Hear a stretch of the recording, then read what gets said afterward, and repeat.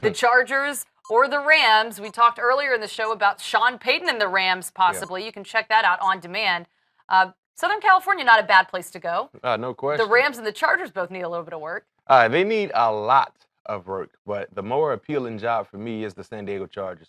I understand Phillip Rivers has really been up and down, had a down year this season, but I like Phillip Rivers over Jared Goff any day of the week.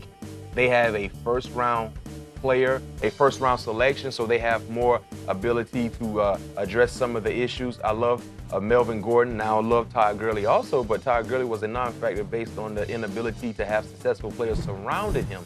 I think the San Diego Chargers, they're a bit closer to being more consistent in the league. You look at their season this past year, they had so many fourth-quarter leads they weren't able to finish the drill on, but yet still they were very, very competitive. They beat the Atlanta Falcons on the road, and Atlanta was one of the best teams in the NFC, so they have done some good things. You didn't really see any good things out of the Rams this season, outside of beating the Seattle Seahawks, which they do every year at least once, so that's no shock there. I think the San Diego Chargers are closer to being a competitor. From a player's perspective, we've heard a lot of rumors about Jared Goff, that he doesn't know the playbook very well, things along those lines. From a player's perspective, you're looking at Jared Goff as your quarterback. You don't feel a lot of confidence in him? Well, you didn't see a lot.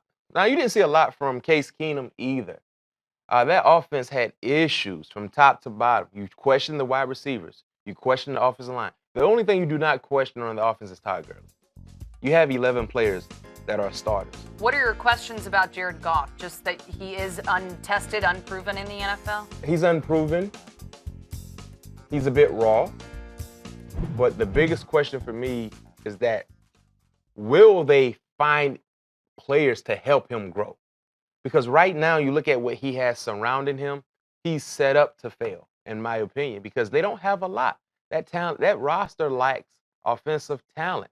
So can they find ways to get other good players to surround him outside of Todd Gurley?